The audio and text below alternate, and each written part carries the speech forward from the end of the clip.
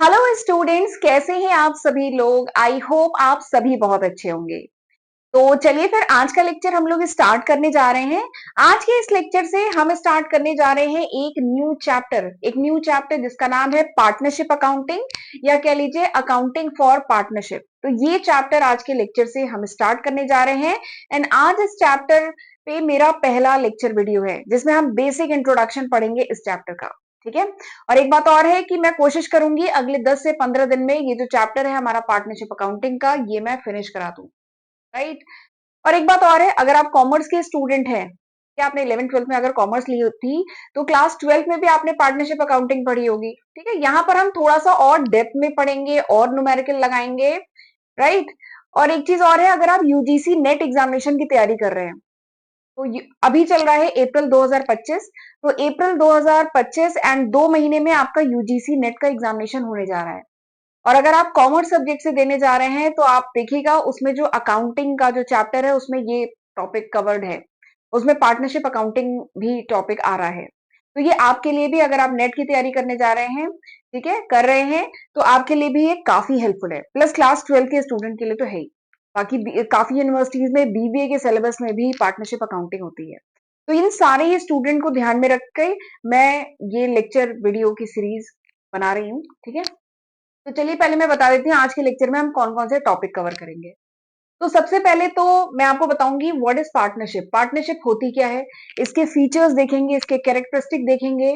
फिर इसके बाद मैं आपको बताऊंगी limited liability partnership. Limited liability partnership क्या होती है, एलएलपी जिसको कहते हैं। फिर मैं आपको पार्टनरशिप डीड के बारे में बताऊंगी, क्या होती है पार्टनरशिप डीड, इसका कंटेंट क्या है। एंड अगर ऑर्गेनाइजेशन ने पार्टनरशिप डीड नहीं बनाई है तो उस केस में क्या रूल रेगुलेशन फॉलो किए जाते हैं। एंड उसके बाद कुछ स्पेशल एस्पेक्ट बताऊंगी, कुछ स्पेशल पॉइंट बताऊंगी ऑफ पार्टनरशिप अकाउंट। ठीक है। तो ये सारे ही टॉपिक बहुत डिटेल में हमें आज के लेक्चर में पढ़ने हैं। राइट। तो चलिए फिर समय नहीं वेस्ट करते हैं, जल्दी से मैं आज का लेक्चर स्टार्ट करती हूँ। सबसे पहले बात करते हैं व्हाट इज पार्टनरशिप। पार्टनरशिप क्या होती है। तो पार्टनरशिप क्या है, जब दो या दो से ज्यादा पर्सन मिलके कोई बिजनेस करे एंड प्रॉफिट एंड लॉस जो कुछ भी हो रहा है उसको शेयर करे, तो दिस इज कॉल्ड पार्टनरशिप। इसी को पार्टनरशिप कहा जाता है। देखिए मैंने लिखा है व्हेन टू और मोर पर्सन, जब दो या दो से, पार्टनर के लिए कम से कम दो लोग तो चाहिए ना, तो इसलिए कम से कम दो या दो से ज्यादा लोग जब मिल करके कोई बिजनेस करें और प्रॉफिट लॉस जो भी हो रहा है उसे शेयर करें, तब हम कहते हैं कि दिस इज पार्टनरशिप, ये पार्टनरशिप है। ठीक है। एंड जो दो या दो से ज्यादा पर्सन है उनको क्या कहा जाएगा, उन्हें कहा जाएगा दे आर द पार्टनर्स, वो पार्टनर्स हैं। एंड ये जो पार्टनरशिप है this will be a firm, ये पार्टनरशिप फर्म होगी। ठीक है। देखिए यहाँ पे लिखा है the person who have entered into partnership, जो पार्टनरशिप में इंटर हुए पर्सन उनको पार्टनर्स कहा जाएगा। And collectively they are called firm, इनको फर्म कहा जाएगा। ठीक। अब there is an act, Indian partnership act 1932 है, जिसमें पार्टनरशिप से रिलेटेड जो भी रूल रेगुलेशन जो भी लॉ है वो सब इस एक्ट में डिफाइन किए गए हैं। तो इंडियन पार्टनरशिप एक्ट 1932 में पार्टनरशिप के रिगार्डिंग जो भी रूल रेगुलेशन है वो बताए गए हैं। इसके साथ ही इंडियन पार्टनरशिप एक्ट के अकॉर्डिंग बताया गया है कि व्हाट इज पार्टनरशिप। ठीक है, इस एक्ट में डिफाइंड है कि पार्टनरशिप होती क्या है। तो आप से अगर पूछा जाए कि पार्टनरशिप क्या है, तो ठीक है ये तो लिखेंगे ही, लेकिन इसके साथ ही इंडियन पार्टनरशिप एक्ट 1932 में क्या बताया गया है वो भी आप लिखेंगे। ठीक है। तो इंडियन पार्टनरशिप एक्ट 1932 में बताया गया है कि पार्टनरशिप क्या है। Partnership is relation between persons who have agreed to share the profit of the business carried on by all or any of them acting for all। इसका मतलब समझ रहे हैं। इसका मतलब क्या है कि पार्टनरशिप क्या है, इंडियन पार्टनरशिप एक्ट 1932 के अकॉर्डिंग पार्टनरशिप क्या है। पार्टनरशिप एक रिलेशन है, पर्सन के बीच में रिलेशनशिप है, जो इस बात पे अग्री हुए हैं कि वो जो भी प्रॉफिट लॉस होगा बिजनेस का उसको शेयर करेंगे। And this business will be carried on, और ये बिजनेस कौन रन करेगा, this business will be carried on by all, या तो सारे पार्टनर मिलके बिजनेस कैरी ऑन करेंगे, जैसे अगर 3 पार्टनर है ए बी सी, तीनों पार्टनर मिलके बिजनेस कैरी ऑन करेंगे। या फिर ऐसा भी हो सकता है पार्टनरशिप में कि एनी ऑफ देम, कोई एक जो है बाकियों के बिहाफ में भी ये काम कर रहा है। ठीक है। शायद इन दोनों आगे चल के हम पढ़ेंगे स्लीपिंग पार्टनर, एक्टिव पार्टनर, वो सब पढ़ेंगे। तो ऐसा भी हो सकता है कि ये दोनों पार्टनर एक्टिव नहीं है, इन्होंने पैसा कंट्रीब्यूट किया है एंड काम ये कर रहा है, तो ऐसा भी हो सकता है। तो वही है कि the business will be carried on by all, या तो सारे पार्टनर मिलकर बिजनेस करेंगे या any of them acting for all, यानी कोई भी एक जो है एक्टिंग फॉर ऑल यानी सबके बिहाफ में वो काम कर रहा होगा। ठीक है। तो this is partnership according to Indian partnership act 1932। तो इंडियन पार्टनरशिप एक्ट 1932 के अकॉर्डिंग ये है पार्टनरशिप। ठीक, समझ में आ गया। चलिए आगे बढ़ते हैं। अब मैं बताती हूँ आपको कुछ फीचर्स, पार्टनरशिप के कुछ फीचर। तो सबसे पहला जो इंपॉर्टेंट फीचर है पार्टनरशिप का वो ये है कि बताया ना, जो डेफिनेशन में ही डिफाइंड है कि देयर मस्ट बी मिनिमम 2%, कम से कम 2% होने चाहिए और उससे ज्यादा हो सकते हैं, कम से कम 2 होने चाहिए और उससे ज्यादा हो सकते हैं पार्टनरशिप में। तो जरा मिनिमम नंबर की बात करें, मिनिमम नंबर ऑफ पार्टनर कितने होने चाहिए पार्टनरशिप फर्म में, कम से कम तो 2 होने चाहिए।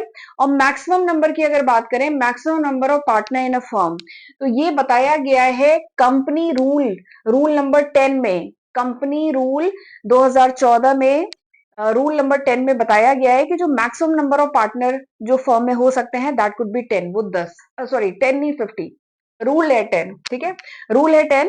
तो maximum number of partner firm में कितने हो सकते हैं, 50। और ये कहां डिफाइंड है, ये डिफाइंड है rule 10 of company, company rule 2014 में बताया गया है। ठीक है, कम से कम कितने मेंबर, 2, ज्यादा है ज्यादा, मैक्सिमम कितने हो सकते हैं, 50। ठीक, तो this is the first feature.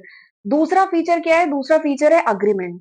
There must be an agreement, एक अग्रीमेंट होना चाहिए। सपोज करिए 3 पार्टनर हैं ए बी सी, अगर इनके बीच में अग्रीमेंट नहीं है, ठीक है, रिटन या ओरल, रिटन मतलब लिखित में या वर्बल, अगर इनके बीच में अग्रीमेंट नहीं है तो क्या होगा, इनके बीच में डिस्प्यूट होगा ना, मतभेद होंगे और हर बात को लेके होंगे, चाहे प्रॉफिट क्लॉज को लेकर होंगे, चाहे बैंक का जो अकाउंट है वो कैसे ऑपरेट करना है, चाहे बिजनेस कैसे रन करना है, हर बात को लेकर डिस्प्यूट होगा। तो इसलिए बहुत जरूरी है कि कोई भी पार्टनरशिप फर्म सक्सेसफुली रन करे, इसके लिए बहुत जरूरी है कि there has to be the agreement, agreement होना चाहिए इन पार्टनर के बीच में। और ये अग्रीमेंट रिटन या ओरल किसी भी फॉर्म में हो सकता है। And agreement is the basis of the relationship, and ये जो अग्रीमेंट होता है इसमें सारी बातें डिफाइंड होती है, एंड यही होता है बेसिस ऑफ रिलेशनशिप कि इन तीनों पार्टनर के बीच में किस टाइप का रिलेशनशिप होगा, कौन से पार्टनर की क्या रिस्पॉन्सिबिलिटी है, क्या ऑब्लिगेशन है, सारी चीजें इसमें प्रॉपरली डिफाइंड होगी। ठीक है, और यही जो रिटन अग्रीमेंट होता है ना पार्टनर्स के बीच में, इसी को कहा जाता है पार्टनरशिप डीड। ठीक है, तो पार्टनरशिप डीड क्या है, पार्टनरशिप डीड कुछ और नहीं बल्कि एक रिटन अग्रीमेंट है अमंग द पार्टनर्स, पार्टनर्स के बीच में लिखित में जो समझौता हुआ है, जो अग्रीमेंट हुआ है कि वो बिजनेस को कैसे रन करेंगे और भी बहुत सारी बातें, वो सब कहां पर डिफाइंड है, पार्टनरशिप डीड में डिफाइन होती है। ठीक है, तो दीज आर द 2 कैरेक्टरिस्टिक। अगला फीचर देखते हैं। तो अगला फीचर क्या है पार्टनरशिप का, that is business. There has to be a business, partnership में ये बहुत जरूरी है कि कोई बिजनेस होना चाहिए, 2 या 2 से ज्यादा लोग मिलके कोई बिजनेस रन करने चाहिए। ये तो डिफिनीशन में ही बताया गया था ना। ऐसा ना हो कि सपोज करिए कोई एसेट है, कोई बिल्डिंग है, ले लेते कोई भी एसेट है, इसको 2 या 2 से ज्यादा लोग ओन कर रहे हैं, तो इसको कहा जाएगा पार्टनरशिप नहीं। किसी एसेट को 2 या 2 से ज्यादा लोग, कोई मशीनरी या कोई फैक्ट्री 2 या 2 से ज्यादा लोग ओन कर रहे हैं, तो इसको पार्टनरशिप नहीं कहा जाएगा। पार्टनरशिप में there has to be some business, कुछ बिजनेस होना चाहिए, कुछ व्यापार होना चाहिए। तो वही है पार्टनरशिप का तीसरा फीचर है कि बिजनेस, जो अग्रीमेंट है should be carried on some business, यानी पार्टनरशिप में कुछ बिजनेस होना चाहिए। अगर किसी टाइप की कोई को ओनरशिप है, को ओनरशिप मतलब किसी फैक्ट्री को, किसी एसेट को 2-3 लोग मिल के ओन कर रहे हैं, तो इसका मतलब ये नहीं है कि इसे इसे हम पार्टनरशिप नहीं कहेंगे। ठीक है, इसको हम पार्टनरशिप नहीं कहेंगे, पार्टनरशिप में कुछ बिजनेस होना चाहिए। तो ये तीसरा फीचर हुआ। चौथा फीचर क्या है, म्यूचुअल एजेंसी। म्यूचुअल एजेंसी का क्या मतलब है कि जो बिजनेस है पार्टनरशिप का, ठीक है, ये कौन कैरी ऑन करेगा, तो ये it could be carry on by all the partners, जो अभी डिफिनीशन में भी डिस्कस हुआ था, जो इंडियन पार्टनरशिप एक्ट 1932 की डिफिनीशन में लिखा था ना वो पॉइंट, कि जो बिजनेस है पार्टनरशिप का, ये या तो सारे पार्टनर मिलके कैरी ऑन करते हैं या फिर any one of them acting on behalf of other, यानी या तो सारे पार्टनर मिलके करते हैं या फिर any of them acting for all, यानी कोई एक या दो एक्टिंग फॉर ऑल बाकियों के भी बिहाफ में काम करता है। ठीक है, तो पार्टनरशिप में म्यूचुअल एजेंसी होती है, ठीक है। हर एक पार्टनर इंटाइटल है to participate in the conduct of the affair of the business. Business के जो भी ऑपरेशन है, बिजनेस के जो भी डिसीजन वगैरह है, इसमें पार्टिसिपेट करने का सारे पार्टनर्स को राइट होता है, अधिकार होता है, ठीक है। तो this is the fourth feature. And अगला जो पांचवा फीचर है पार्टनरशिप का, that is sharing of profit. मिलके बिजनेस किया जा रहा है, ठीक है, तो प्रॉफिट लॉस क्या होगा, शेयर होगा ना। तो वही है पांचवा फीचर कि agreement between partners must be to share profit and loss of the business. यानी पार्टनर्स जो होते हैं पार्टनरशिप फर्म के, उनके बीच में अग्रीमेंट होता है कि वो प्रॉफिट लॉस को किस तरीके से शेयर करेंगे, किस रेशियो में शेयर करेंगे, ठीक है। और अभी मैं आगे आपको बताऊंगी कि अगर पार्टनरशिप डीड में ऐसा कुछ नहीं डिफाइंड है कि प्रॉफिट लॉस का रेशियो क्या होगा, तब किस तरीके से प्रॉफिट लॉस को शेयर करेंगे, ये सब अभी मैं आगे बताऊंगी। बट फिलहाल अभी जान लीजिए, this is one of the feature की पार्टनरशिप फर्म में जो भी प्रॉफिट लॉस होता है, ये पार्टनर्स के बीच में शेयर होता है, ठीक है। चलिए, जो अगला जो छठा फीचर है पार्टनरशिप का, that is liability of partnership. Partnership की लाइबिलिटी क्या है? सपोज करिए पार्टनर्स जो थे, उन्होंने मिलके कुछ लोन वगैरह लिया अपनी पार्टनरशिप फर्म के लिए, ठीक है। तो अब लोन लिया है, तो अब सवाल ये आता है कि क्या अगर सपोज करिए लॉस होता है, वो पार्टनर्स लोन को नहीं फिल कर पाते हैं, नहीं भर पाते हैं, तब अब क्या होगा? तो पार्टनरशिप जो फर्म होती है ना, यहाँ पे जो पार्टनर्स होते हैं, दे उनके पर्सनल एसेट भी सेल ऑफ किए जा सकते हैं टू क्लियर द डेप्ट ऑफ द बैंक। जो भी लोन लिया है बैंक से, उसको क्लियर करने के लिए आपके पर्सनल एसेट भी, पार्टनर्स के पर्सनल एसेट भी सेल किए जा सकते हैं। तो वही चीज है लायबिलिटी ऑफ पार्टनरशिप। तो हर एक पार्टनर जो होता है पार्टनरशिप फर्म का, वो लिएबल होता है jointly with all the other partner. यानी जितने भी पार्टनर होते हैं पार्टनरशिप फर्म के, वो सब ज्वाइंटली लिएबल होते हैं पार्टनरशिप फर्म के। जो भी ऑब्लिगेशन है, जो भी लोन वगैरह लिए हैं, इसके लिए सारे पार्टनर रिस्पॉन्सिबल होते हैं। एंड इनके जो प्राइवेट पर्सनल एसेट्स जो होते हैं पार्टनर्स के, it can also be used for paying of the firm's debt. यानी फर्म की अगर कोई उधारी है, कोई डेप्ट है, तो उसको पे करने के लिए पार्टनर्स के पर्सनल एसेट तक सेल ऑफ किए जा सकते हैं, ठीक है। तो this is the sixth feature of partnership firm. ये था छठा फीचर, ठीक है। तो these were the six feature of partnership firm. Partnership firm के ये थे 6 फीचर, ठीक। अब एक टर्म मैं आपको बताने जा रही हूं, that is LLP. LLP LLP is limited liability partnership, ठीक। अब एक बात सोचिए, 3 या 3 से ज्यादा पार्टनर, सपोज करिए 4 पार्टनर थे, पार्टनरशिप फर्म रन कर रहे थे, इन्होंने लोन वगैरह लिया था, ठीक है। अगर इनकी नॉर्मल पार्टनरशिप फर्म है, ठीक है, तो उस केस में जो पार्टनर्स होंगे, उन्हें वो उनके पर्सनल एसेट भी यूज किए जा सकते हैं अगर फर्म का लोन पे ऑफ नहीं हुआ तो, ठीक है। बट यहाँ पे कितना रिस्क है ना, तो इसीलिए ये नया कॉन्सेप्ट आया था, न्यू कॉन्सेप्ट है, that is limited liability partnership. लेकिन नाम से ही समझ में आ रहा है, लिमिटेड लाइबिलिटी पार्टनरशिप, यानी ये पार्टनरशिप ऐसी है जिसमें लाइबिलिटी क्या है, लिमिटेड है। नाम से ही समझ में आ रहा है, लिमिटेड लाइबिलिटी पार्टनरशिप, यानी वो पार्टनरशिप जिसमें जो लाइबिलिटी है पार्टनर्स की, यानी जो ऑब्लिगेशन है पार्टनर्स का, वो क्या है, लिमिटेड है, ठीक है। तो this is a new concept, LLP, limited liability partnership. तो एलएलपी क्या कहता है? एलएलपी वो बिजनेस स्ट्रक्चर है, ठीक है, जिसमें which combine the feature of partnership and corporation. Corporation and partnership दोनों के फीचर कंबाइन है इस बिजनेस स्ट्रक्चर में, ठीक है। ये क्या है, एलएलपी क्या है? LLP is a business structure जिसमें दो के फीचर कंबाइन है, यानी पार्टनरशिप का फीचर प्लस कॉर्पोरेशन का फीचर, दोनों के फीचर कंबाइन है। इसका क्या मतलब है कि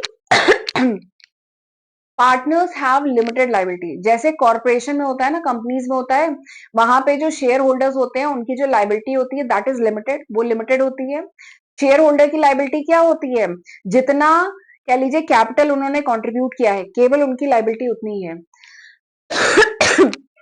वैसे ही यहाँ पे पार्टनर्स के केस में, लिमिटेड लाइबिलिटी पार्टनरशिप में भी, पार्टनर्स के केस में इनकी लाइबिलिटी क्या है? इनकी लाइबिलिटी लिमिटेड होती है, ठीक है। एंड इस केस में इनके जो पर्सनल एसेट्स होते हैं, वो नहीं यूज किए जाते हैं for paying of the firms डेप्ट। यानी अगर कोई फर्म का उधारी है, कोई डेप्ट है, तो उसको पे ऑफ करने के लिए पार्टनर्स के पर्सनल एसेट को नहीं यूज किया जाएगा, ठीक है।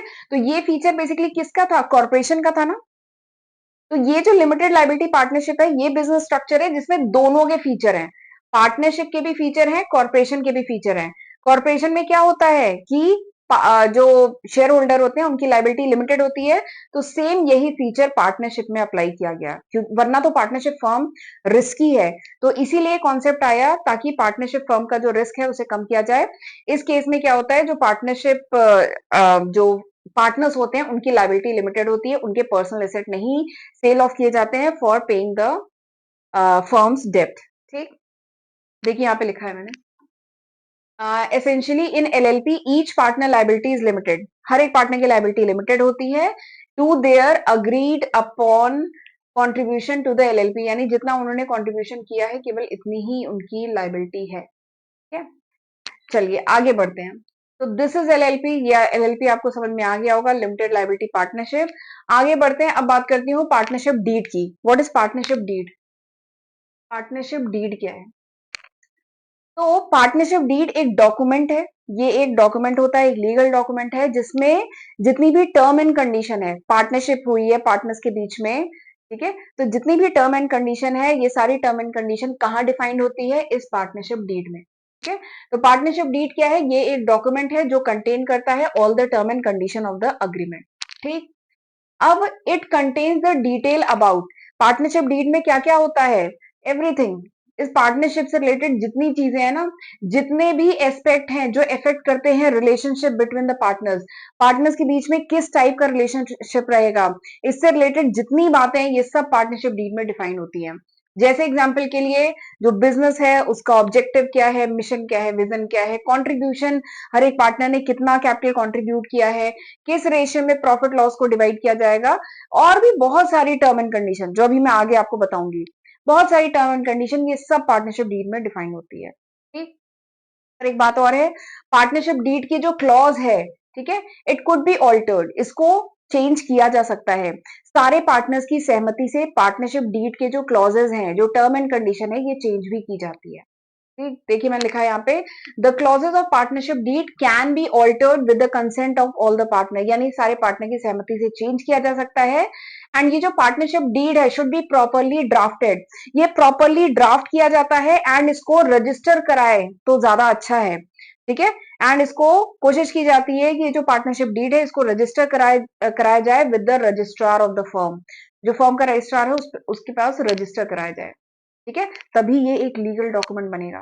ठीक, तो दिस इज पार्टनरशिप डीड। अब सवाल ये आता है कि पार्टनरशिप डीड में मैं बताई थी ना क्या क्या चीजें होती है पार्टनरशिप डीड में, इसका कंटेंट क्या क्या होता है, तो ये सब मैंने लिखा है पार्टनरशिप डीड में।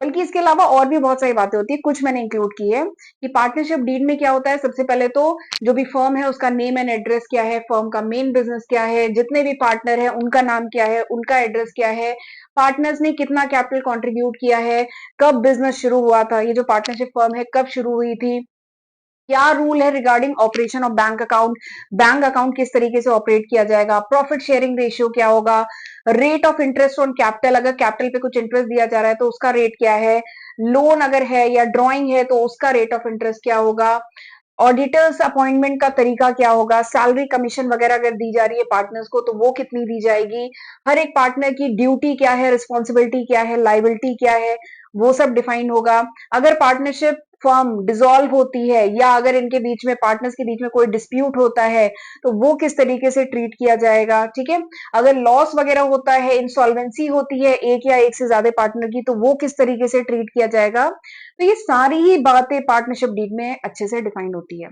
ठीक है, इसके अलावा और भी बातें हैं, जैसे जब कोई न्यू पार्टनर ऐड होगा पार्टनरशिप फर्म में, कोई पार्टनर रिटायर होता है या किसी पार्टनर की डेथ होती है तो क्या रूल रेगुलेशन फॉलो किया जाएगा, उस केस में बिजनेस कैसे रन होगा, क्या क्या रोल रिस्पॉन्सिबिलिटी चेंज होगी, वो सब अच्छे से पार्टनरशिप डीड में डिफाइन होती है। ठीक है, तो ये सारी बातें पार्टनरशिप डीड में डिफाइन होती है। अब सवाल ये आता है, अगला सवाल ये आता है कि अगर सपोज करिए फर्म ने पार्टनरशिप डीड में कुछ कुछ टॉपिक्स हैं, इनसे रिलेटेड कोई क्लॉज रखा ही नहीं, पार्टनरशिप डीड बनाई, ठीक है फर्म ने, लेकिन कुछ कुछ पॉइंट छूट गए गलती से या उसके रिगार्डिंग कुछ डिफाइन ही नहीं किया, तब क्या होगा। तो ये 5 इंपॉर्टेंट पॉइंट हैं जिन जहां पे ये इंडियन पार्टनरशिप एक्ट 1932 में डिफाइन किया गया है, बताया गया है कि अगर partnership deed is silent about these point, यानी पार्टनरशिप डीड में अगर इन 5 पॉइंट के बारे में नहीं कुछ मेंशन है, तो उस केस में इंडियन पार्टनरशिप एक्ट 1932 एप्लीकेबल होगा। ठीक है, देखिए मैं लिखा है, उस केस में इंडियन पार्टनरशिप एक्ट 1932 अप्लाई होगा। और ये 5 पॉइंट इंपॉर्टेंट है, आपको पता होना चाहिए। सबसे पहला पॉइंट है sharing of profit and loss. अगर पार्टनरशिप डीड में डिफाइंड है कि प्रॉफिट लॉस की शेयरिंग का रेशियो क्या है, जैसे 3:2 या कुछ भी 5:2, कुछ भी जो भी प्रॉफिट लॉस का जो रेशियो है, वो अगर पार्टनरशिप डीड में डिफाइंड है तो बहुत अच्छी बात है। बट अगर नहीं डिफाइंड है तो क्या होगा, इंडियन पार्टनरशिप एक्ट 1932 अप्लाई होगा। एंड उसके अकॉर्डिंग क्या है कि profit loss should be equally shared among the partners. Profit loss equally partners के बीच में शेयर होगा। ठीक है, ये पहला पॉइंट हो गया। दूसरा पॉइंट क्या है, इंटरेस्ट ऑन कैपिटल, यानी पार्टनर्स ने जो भी कैपिटल, जो भी पूंजी कंट्रीब्यूट की है, ठीक है, बिजनेस में, उस पे इंटरेस्ट कितना मिलेगा। तो अगर पार्टनरशिप डीड में डिफाइंड है तो बहुत अच्छी बात है, नहीं डिफाइंड है तो कोई इंटरेस्ट नहीं मिलेगा। Interest on capital is not paid to the partner, कोई इंटरेस्ट वाला प्रोविजन नहीं है। अगला क्या है, इंटरेस्ट ऑन ड्रॉइंग। अगर किसी पार्टनर ने अपने पर्सनल यूज के लिए कुछ अमाउंट ड्रॉ किया है, तो अगर पार्टनरशिप डीड में कुछ परसेंटेज डिफाइन है तो बहुत अच्छी बात है, नहीं डिफाइन है तो इंटरेस्ट ऑन ड्रॉइंग कोई चार्ज नहीं की जाएगी पार्टनर से। ठीक है, अगला जो चौथा है वो क्या है, interest on advances loan by a partner from a firm. यानी अगर किसी पार्टनर ने लोन वगैरह दिया है, ठीक है, क्या लिखा है, इंटरेस्ट ऑन एडवांसेस या लोन बाय अ पार्टनर, यानी कोई पार्टनर ने एडवांस या लोन वगैरह लिया है, तो उस केस में जो रेट ऑफ इंटरेस्ट है, अगर पार्टनरशिप डीड में डिफाइन है तो बहुत अच्छी बात है, नहीं डिफाइन है तो 6% पर एनम के रेट से रेट ऑफ इंटरेस्ट होगा। और ये इंपॉर्टेंट है, ठीक है, ये इंपॉर्टेंट है। बाकियों में तो कुछ भी क्लॉज नहीं है, बस यहाँ पे ये 6% आपको ध्यान में रखना है कि इंटरेस्ट जो है एडवांसेस या लोन बाय ए पार्टनर, तो ये 6% का होगा। अगर पार्टनरशिप डीड में डिफाइंड है तो बहुत अच्छी बात है, नहीं डिफाइंड है तो क्वेश्चन में कुछ नहीं दिया रहेगा, तो आपको ये क्लॉज पता होना चाहिए, तो आप 6% के रेट से लगाएंगे। ठीक है, इंटरेस्ट। अगला और पांचवा जो पॉइंट है, that is remuneration to a partner. Remuneration, remuneration मतलब सैलरी, कमीशन वगैरह। तो अगर पार्टनरशिप डीड में सैलरी किसी पार्टनर के डिफाइंड है तो बहुत अच्छी बात है, अगर नहीं डिफाइंड है तो कोई सैलरी, कोई कमीशन किसी पार्टनर को नहीं मिलेगा। ठीक है, ये देखिए लिखा है, no salary commission is to be allowed to any partner. ठीक, तो ये 5 पॉइंट थोड़े से आपको ध्यान में रखने हैं। अब पार्टनरशिप डीड की इंपॉर्टेंस क्या है, तो मैंने बताया था ना, अगर डिस्प्यूट हो जाए पार्टनर्स के बीच में तो जो प्रॉब्लम है वो कैसे सॉल्व होगी, तो वहां पे पार्टनरशिप डीड बहुत काम आती है, क्योंकि पार्टनरशिप डीड में जो डिफाइंड है वही काम होगा। ठीक, and it is a good evidence in the court. Suppose करिए कोई डिस्प्यूट इतना ज्यादा हो जाए कि कोर्ट तक पहुंच जाए, तो पार्टनरशिप डीड एक लीगल डॉक्यूमेंट है। इसीलिए कहा जा रहा है कि पार्टनरशिप डीड जो है रजिस्टर करानी चाहिए रजिस्ट्रार ऑफ द फर्म पे। तो ये एक अच्छा एविडेंस है, एक लीगल डॉक्यूमेंट है, ये एक इंपॉर्टेंट लीगल डॉक्यूमेंट है जो डिफाइन करता है रिलेशनशिप अमंग द पार्टनर्स। ठीक, and it should be in written form. वैसे तो कहा गया है कि इट कुड बी ओरल या रिटन, कुछ भी हो सकती है, बट पार्टनरशिप डीड तो रिटन में हो तभी ज्यादा बढ़िया है ना, तभी तो रजिस्टर करा पाएंगे। और रिटन, क्योंकि अभी ओरली तो क्या बोला वो भूल गए, लेकिन रिटन में रहेगा तो आगे के लिए, और वही एविडेंस होगा कोर्ट में, उसको वही आप यूज कर सकते हैं। ठीक है, और स्पेशली डिस्प्यूट हो जाए तो उस केस में पार्टनरशिप डीड बहुत काम की है। ठीक है, तो ये इसकी इंपॉर्टेंस है। चलिए आगे बढ़ते हैं।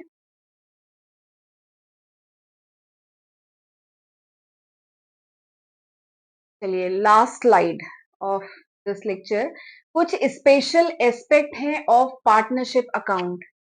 कुछ स्पेशल एस्पेक्ट अब हम देखने जा रहे हैं पार्टनरशिप अकाउंट के। देखिए, एक होता है सोल प्रोप्राइटरशिप। सोल प्रोप्राइटरशिप जहां पे सिंगल ओनर है, पार्टनरशिप जहां पे दो या दो से ज्यादा लोग मिलकर बिजनेस कर रहे हैं। ठीक है, तो बात करें तो अकाउंटिंग ट्रीटमेंट जो है पार्टनरशिप फर्म का, वो एकदम वैसे ही है जैसे सोल प्रोप्राइटरशिप के केस में, जहां पे सिंगल ओनर जैसे बिजनेस का रहता है ना, एकदम सेम वैसे ही है पार्टनरशिप के केस में भी। ठीक है, लेकिन अभी पूरी बात खत्म नहीं हुई है, आगे भी है। ठीक है, एकदम सेम वैसे ही है जैसे सोल प्रोप्राइटर, मतलब जहां पे सिंगल ओनर है, इसके बिजनेस का अकाउंटिंग ट्रीटमेंट, और अगर 3 लोग मिलके बिजनेस कर रहे हैं, इनके बिजनेस का अकाउंटिंग ट्रीटमेंट, दोनों सेम है। दोनों का जो बेसिक लॉजिक है सेम है, लेकिन कुछ एरियाज या कुछ एस्पेक्ट को छोड़ के इन दोनों का जो बेसिक कह लीजिए अकाउंटिंग ट्रीटमेंट है बिजनेस का वो सेम है।